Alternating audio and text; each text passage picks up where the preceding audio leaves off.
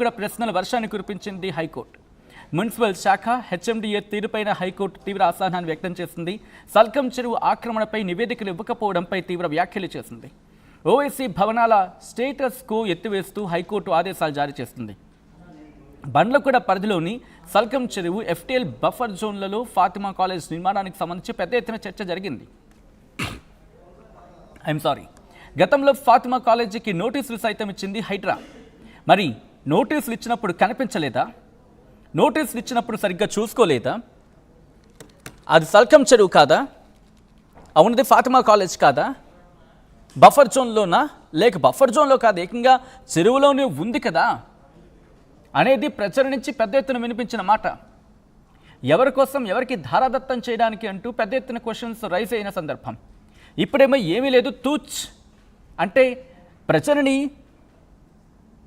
ఇక్కడ మభ్యపెట్టే ప్రయత్నం ఇది. అప్పుడేమో సల్కం చెరువు మధ్యలో ఉంది, సల్కం చెరువులో ఉంది, కూల్చేయడానికి సమయం తీసుకుంటున్నాం, అక్కడ ఆల్రెడీ ఎకనామిక్ ఇయర్ జరుగుతోంది కాబట్టి దాన్ని విడిచిపెడుతున్నామని చెప్పి ఒకప్పుడు ఒక మాట అన్నారు. ఇప్పుడేమైపోయింది? ఇప్పుడేమో సల్కం చెరువులో లేదా, ఎవరిని మోసం చేయడానికి, ఎవరిని ప్రలోభ పెట్టడానికి. ఇది ప్రజల నుంచి వస్తున్న మాట. ఇది అంటే అయిన వాళ్ళకి ఆకుల్లోనూ కాని వాళ్ళకి కంచాల్లో పెట్టే రకాల సమాధానం చెప్పాల్సిన పరిస్థితి ఇప్పుడు ప్రభుత్వానికి ఉంది. ఇది ప్రజల నుంచి వస్తున్న మాట. పేదవాడి గుడిసెనేమో, పేదవాడి కట్టుకున్న గూడునేమో రాత్రికి రాత్రి బుల్డోజర్లతో తీసుకువెళ్ళి కూల్చేస్తారా? రాత్రికి రాత్రి బుల్డోజర్లు తీసుకువెళ్ళి కూల్చేస్తారా? మీకు అనుకూలంగా ఉన్న వ్యక్తులకేమో ఆ భవనాన్ని అలాగే ఉంచుతారా? సమాధానం చెప్పాల్సిన బాధ్యత ప్రభుత్వాన్ని అంటే ఈరోజు ప్రజలు ప్రశ్నిస్తున్నట్టు అర్థం చేసుకోవచ్చు. హైకోర్టు కూడా ప్రశ్నిస్తోంది, ఎవరిని మభ్యపెడదామని.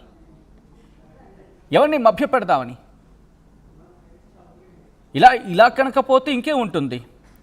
ఒకసారి ఇదే అంశానికి సంబంధించి కల్వకుంట్ల కవిత ఇమేజ్ని ట్యాగ్ చేస్తూ కూడా ట్వీట్ చేశారు. సల్కం చెరువుకు సంబంధించి ఫాతిమా కాలేజ్ మీరు కరెక్ట్గా చూస్తే అదిగోండి కవిత చేసిన ట్వీట్. ఒక్కసారి నేను కవిత చేసిన ట్వీట్ చెప్తాను, ఆ తర్వాత డీటెయిల్గా మాట్లాడుకుందాం. ఏమంటూ ఉన్నారు కవిత? హైడ్రాను అడ్డం పెట్టుకొని హైదరాబాద్ పేదలను బుల్డోజర్ల కింద నలిపేస్తున్న రేవంత్ సర్కార్ ఓవైసీ విద్యా సంస్థలను కాపాడడానికి ఏకంగా కోర్టులను కూడా తప్పుదోవ పట్టిస్తున్నది. చెరువుని కబ్జా చేసి కట్టిన కాలేజీ ప్రపంచమంతా చూస్తున్నా సీఎంకు మాత్రమే కనిపించడం లేదంటే తక్షణమే ఆయన కంటి పరీక్ష చేయించుకోవాల్సిందని చెప్పి ఆమె అంటూనే ఆ ఇమేజ్ మీరు చూడొచ్చు. అది చూడండి, అది సల్కం చెరువులో లేదా? ఇంకా నయం, సల్కం చెరువు లేదా అనలేదు. ఇంకా నయం, అది సల్కం చెరువు కాదు, అది దాని ఏంటంటారు, అక్కడ చెరువు లేదు, ప్రజలు ఖాళీ చేసిన తర్వాత ఏర్పడిన జాగా అక్కడికి వచ్చింది, చెరువు వచ్చేసింది. చెరువులోకి మనం భవనాలు తీసుకెళ్ళలేదు, భవనాల మధ్యలోకి చెరువు వచ్చేసింది అని చెప్పాల్సింది పోయి. ఈరోజు ఇదే ప్రశ్న ప్రజలు సంధిస్తూ ఉంటే మౌనం వహించాల్సిన బాధ్యత ఎవరికి వచ్చింది? ఇంకా దేనికి హైడ్రా, ఇంకా దేనికి వ్యవస్థలు?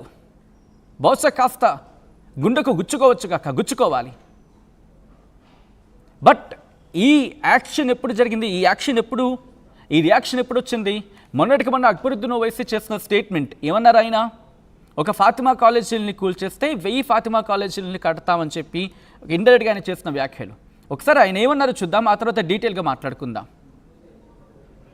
न तलवारों से मरा है, अरे आज अगर कोई बैठकर सोचता है कि हम डरा देंगे, गिरा देंगे, गिराने वाले गिरा दो, कोई बात नहीं, तुम्हें गिराएंगे, मैं 10 बना